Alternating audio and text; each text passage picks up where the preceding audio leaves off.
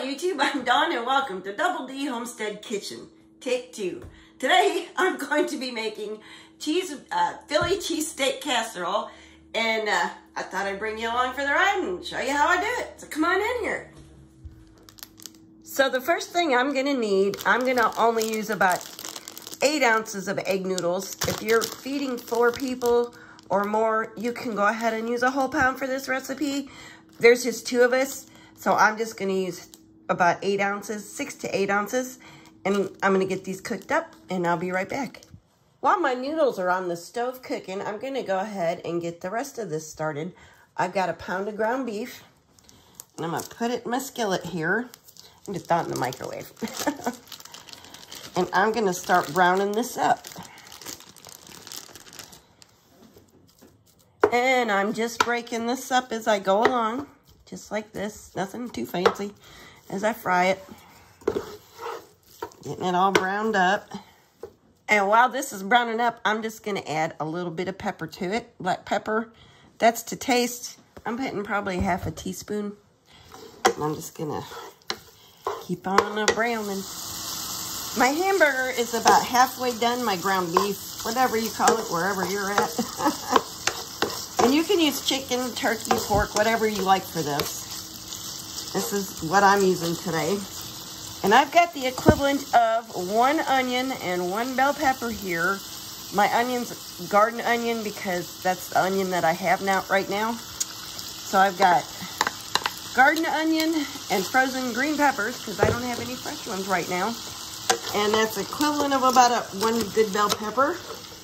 And I'm just gonna go ahead and saute this all together while this hamburger, ground beef, finishes browning up and gets done.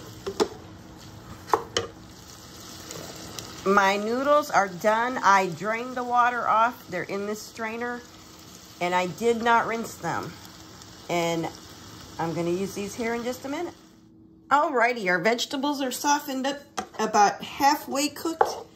Not all the way, just about halfway. Like you were making fajitas, you know. And our next add is 4 ounces of cream cheese. I'm gonna put in half a block. Just like so. And this is room temperature. I'm gonna mix this in good. And you can add more if you want. And to that, I'm gonna put a cup of beef broth, AKA what I did was, I used Knorr's. I'm not promoting this anyway, I just like it. Knorr's beef broth, or a beef bouillon, and a cup of water. Or you can use 1 cup of beef broth, whatever you have and you like to use. Use vegetable broth if you want, whatever you have. And I'm gonna mix this together good, just like so. And you can make this a keto recipe by not putting the pasta in it. That is completely up to you. I'm gonna mix that real good like that. And get that cream cheese worked in there. And then after you got that mixed good, we're gonna go ahead and put our pasta in.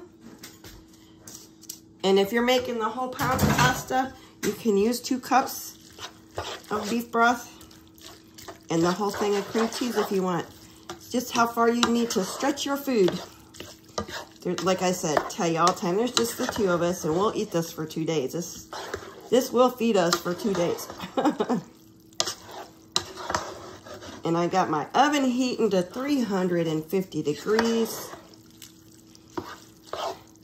And now, since I've got this mixed good, I'm gonna go ahead and throw it in my casserole pan. Just right here.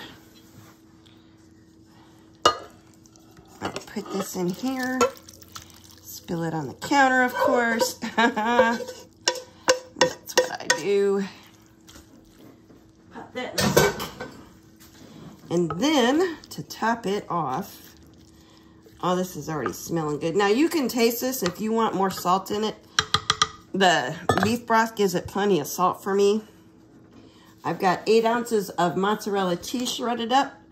And I'm just going to put that all over the top like so. Might be a few pieces of cheddar in there. It'll be okay. Get that in there, in. And then to make my cleanup easier, I am going to wipe off my pan. And where it's on the edge, I'm just gonna wipe that all off so that it doesn't burn on there. And I'm not scrubbing it later. And then I'm gonna cover this, and I'm gonna pop this in the oven for 30 minutes and take my lid off. And then I'm gonna brown it, which will probably take another 10-15 minutes, and we'll be back when it's ready. And here it is. 30 minutes with the lid on, 15 with it off. You can use foil if you don't have a lid, that's perfectly fine. And see, it's hot and bubbly and nice and brown. Let's give this a try. And here it is, it smells so good. So let's give this a try, y'all.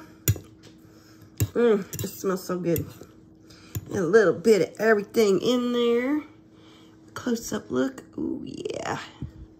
Nobody likes a dry casserole.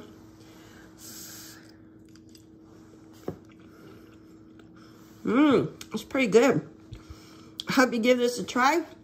Y'all, thanks for watching. If you're new here, please subscribe. Have a great weekend. God bless y'all.